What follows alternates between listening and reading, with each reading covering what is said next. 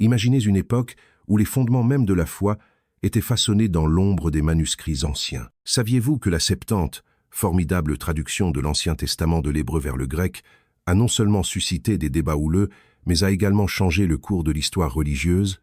Ce livre ancien était redouté par certains, loué par d'autres, mais il a indéniablement ouvert les portes d'une compréhension des Écritures d'une manière qui résonne encore aujourd'hui. Alors, comment cette traduction est-elle devenue une force centrale dans l'élaboration des croyances à travers le monde occidental? En termes simples, il a rapproché les cultures, apportant des textes sacrés à ceux qui ne pouvaient que rêver de les comprendre, déclenchant des conversations qui se poursuivent encore aujourd'hui. La création de la Septante est imprégnée d'un mélange captivant de légendes et d'intrigues historiques. Il s'agit d'un récit qui remonte au IIIe siècle avant notre ère, une époque où les échanges interculturels du monde hellénistique étaient en plein essor et où la bibliothèque d'Alexandrie était un phare de connaissances et d'érudition. Au cœur de ce récit se trouve Ptolémée II Philadelphe, le souverain grec de l'Égypte, qui envisageait une bibliothèque qui abriterait toutes les œuvres littéraires connues, y compris les écritures sacrées hébraïques. Cette vision grandiose a ouvert la voie à l'un des efforts de traduction les plus fascinants de l'histoire ancienne.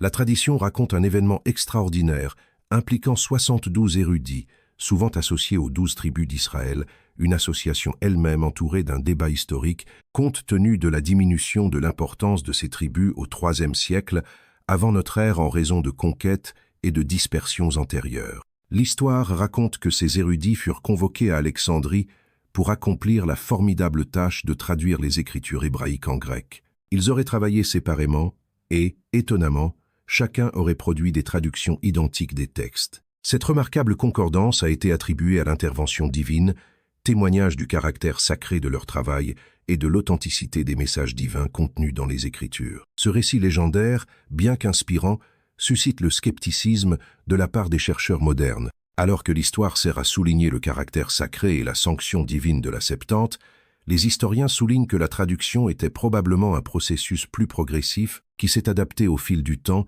pour répondre aux besoins linguistiques et culturels de la diaspora juive de langue grecque, en pleine croissance. Alexandrie, creuset de culture et de langue, était le creuset idéal pour un tel projet. Au fil du temps, plutôt que d'être un événement unique et miraculeux, la traduction a probablement impliqué des générations de chercheurs travaillant en collaboration et de manière progressive. Au-delà de la légende romancée, la création de la Septante avait des implications historiques cruciales. La décision de produire une version grecque des écritures hébraïques était motivée par des besoins pratiques. À mesure que de plus en plus de Juifs s'installaient dans les villes hellénistiques, en particulier à Alexandrie, beaucoup étaient devenus plus à l'aise pour parler le grec que l'hébreu. Ainsi, la Septante n'était pas seulement une réussite scientifique, mais aussi une nécessité culturelle, permettant aux communautés juives de rester connectées à leur foi, leur tradition et leur alliance divine. Malgré son utilité, le projet n'a pas été sans défis et controverses. Traduire des textes sacrés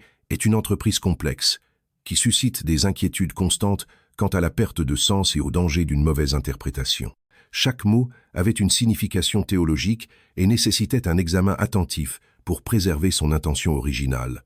L'acte de traduire était donc un acte de fidélité, mais aussi une opportunité de transformation, un double avantage qui susciterait plus tard à la fois le respect et l'opposition. En outre, la légende entourant la traduction peut également être considérée comme le reflet des tensions interculturelles de l'époque. Pour les communautés juives, la production de la Septante représentait à la fois un moment de fierté et un profond défi. L'adoption généralisée de la culture et de la langue grecque a menacé leur identité, rendant la préservation des écritures hébraïques en grec doublement significative. Au-delà d'Alexandrie et de ses bibliothèques, la Septante est devenue un pont, une synthèse théologique et culturelle qui a résonné dans toute la Méditerranée. Même si de nombreux dirigeants juifs ont fini par se distancier de la Septante, invoquant des altérations perçues et des divergences théologiques, celle-ci reste une œuvre monumentale. Le texte préservait non seulement les écritures hébraïques pour les juifs hellénistiques, mais ouvrait également la voie à son intégration dans le canon chrétien, une transition qui aurait des répercussions significatives sur les paysages religieux.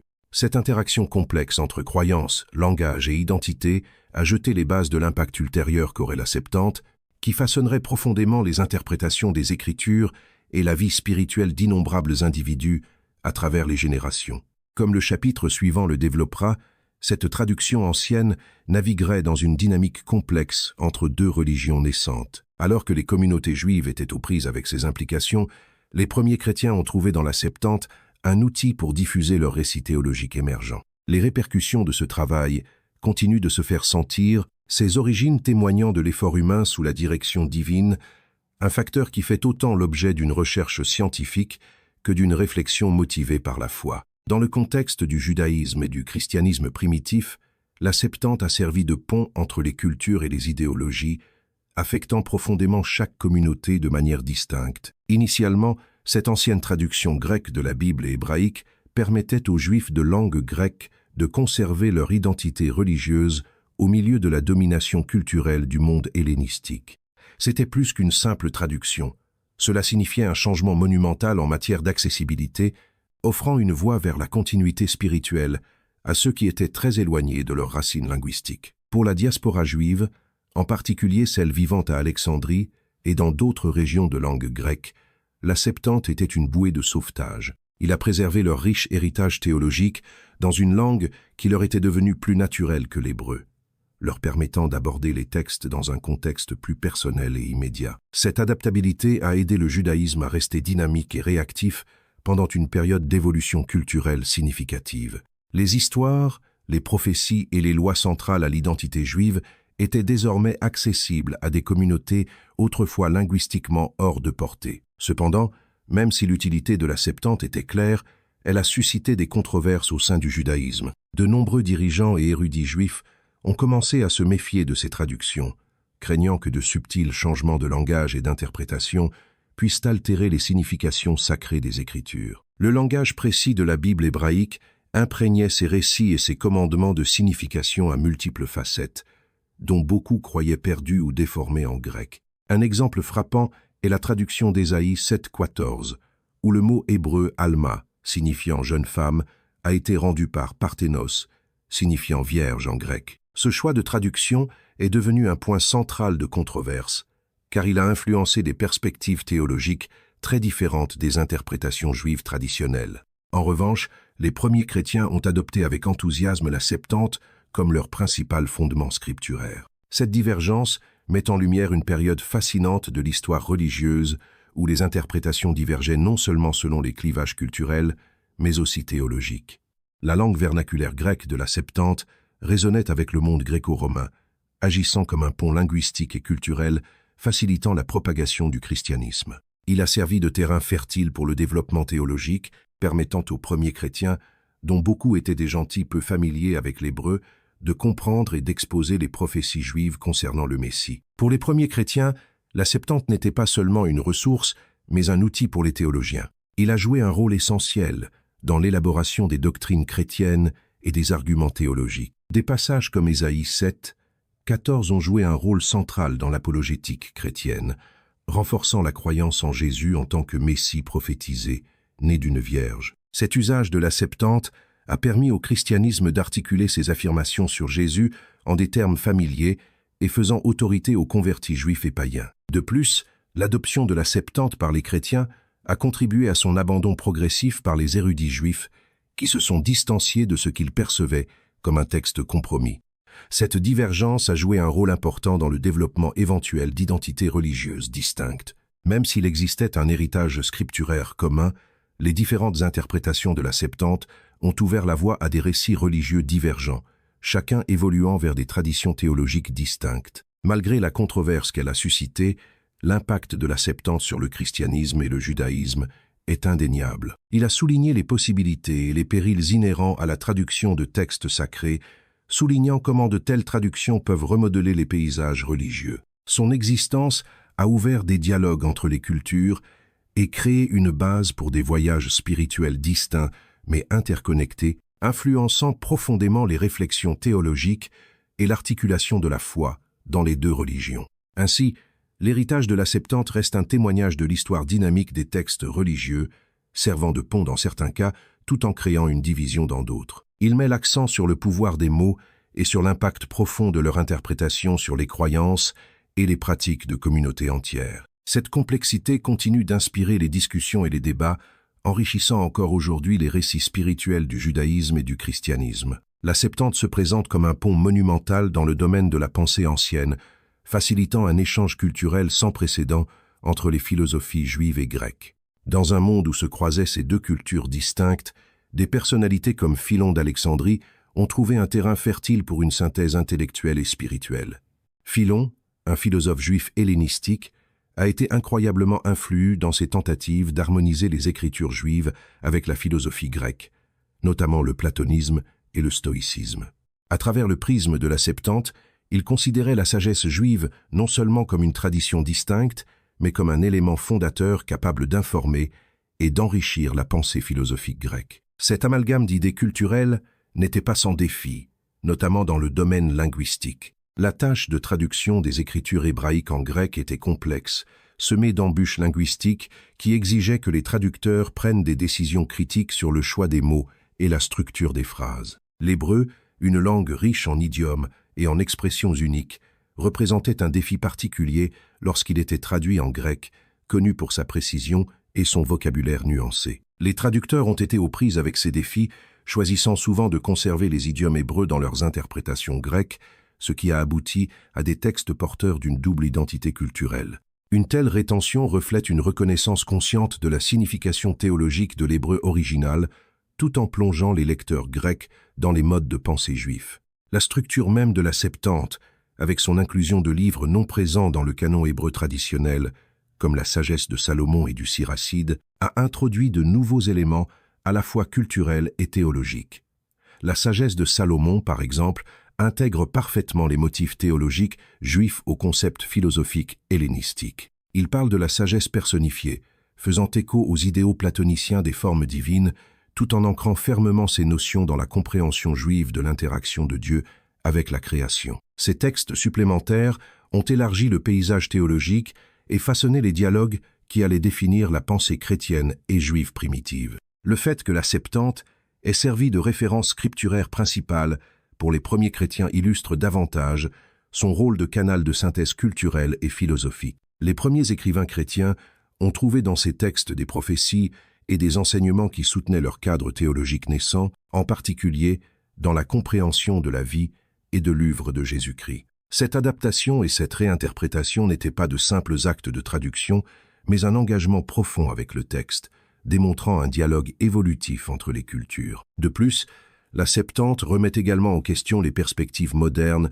sur la nature des textes sacrés et leurs interprétations. Il invite les lecteurs contemporains à réfléchir à la manière dont les contextes culturels influencent la manière dont les Écritures sont comprises et transmises. La fusion de la pensée juive et grecque au sein de ces pages sert de rappel historique de la fluidité de l'interprétation et de la richesse qui découle de tels échanges. Il pose des questions sur l'autorité de ce qui a été considéré comme canonique, incitant le public moderne à réfléchir sur la nature dynamique des traditions religieuses. En examinant la Septante, il est essentiel d'apprécier l'impact significatif qu'elle a eu sur le discours théologique. Il a catalysé les discussions sur la nature de la sagesse de Dieu, le rôle de la prophétie et l'intersection de différentes visions du monde. Son influence transcende donc son contexte historique immédiat, s'étendant jusqu'à la modernité où de tels dialogues restent toujours d'actualité. Cette traduction n'était pas seulement un document de son époque, mais aussi une œuvre de transformation qui a remodelé les compréhensions de l'identité,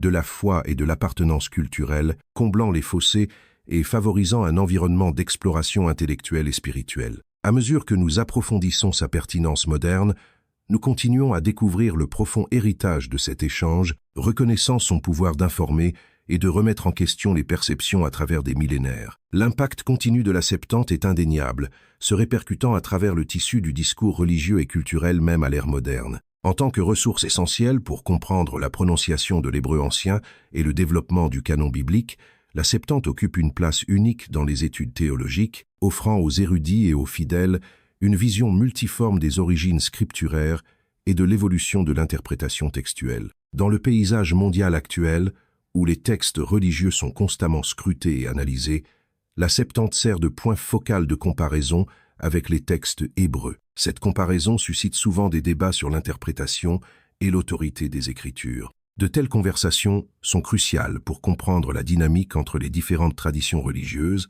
notamment le judaïsme et le christianisme, car les deux religions ont été façonnées de manière unique par leurs interactions et leurs interprétations de la Septante. Dans les cercles universitaires, la Septante est vénérée non seulement pour son importance historique, mais aussi pour ses contributions linguistiques. La traduction offre un aperçu de la prononciation de l'hébreu ancien, un sujet d'un grand intérêt pour les linguistes et les historiens. Cette connexion ouvre une fenêtre sur le passé, révélant comment la langue et la foi se sont croisées d'une manière qui a enrichi les traditions culturelles et spirituelles. Il montre comment la pensée et la langue grecque sont devenues des vecteurs de transmission des idées théologiques juives, illustrant un échange culturel qui a élargi les frontières religieuses. De plus, la Septante exerce une influence sur la formation du canon biblique, avec ses textes supplémentaires qui ne relèvent pas du canon hébreu. Ces textes ont introduit de nouveaux éléments théologiques et élargi les discussions autour de l'Ancien Testament, influençant la doctrine chrétienne primitive.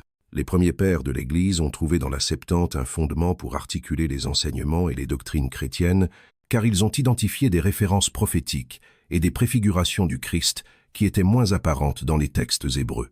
Même au-delà des discussions académiques et théologiques, la Septante est pertinente pour la foi et la spiritualité personnelle. Ces récits, histoires et enseignements moraux continuent d'inspirer et de guider les croyants qui cherchent à comprendre les racines de leur foi. La traduction met les lecteurs au défi de réfléchir à la manière dont les cultures réinterprètent les histoires sacrées et à la manière dont ces réinterprétations peuvent conduire à une compréhension plus profonde des vérités divines qui transcendent les frontières culturelles et temporelles. À l'ère du numérique, de nouvelles formes d'engagement avec la Septante sont apparues.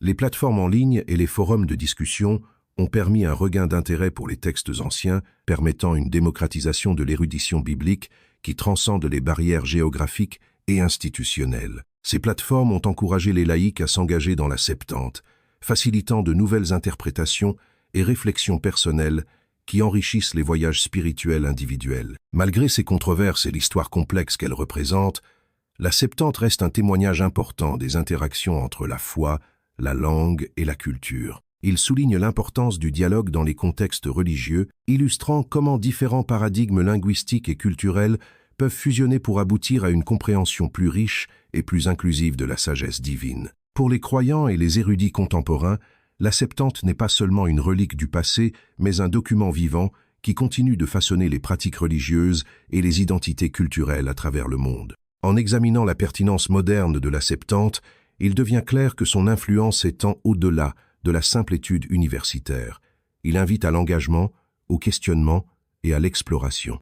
Qu'on le considère comme une traduction fidèle ou comme un texte portant une empreinte théologique distincte, sa valeur dans le monde d'aujourd'hui réside dans sa capacité à relier l'ancien avec le présent, offrant un nouvel aperçu des questions intemporelles de la foi et de la compréhension. La Septante se présente donc comme un monument au pouvoir durable de la traduction et de l'interprétation pour préserver le dynamisme des traditions religieuses. La poursuite de son étude promet de dévoiler de nouvelles couches de sens, favorisant une appréciation plus profonde de la riche tapisserie historique qui sous-tend à la fois les religions juives et chrétiennes à l'ère moderne. Grâce à un dialogue et à une étude continue, la Septante reste un catalyseur d'enrichissement spirituel et de compréhension culturelle, résonnant à travers le temps comme un trésor historique et une source de perspicacité spirituelle.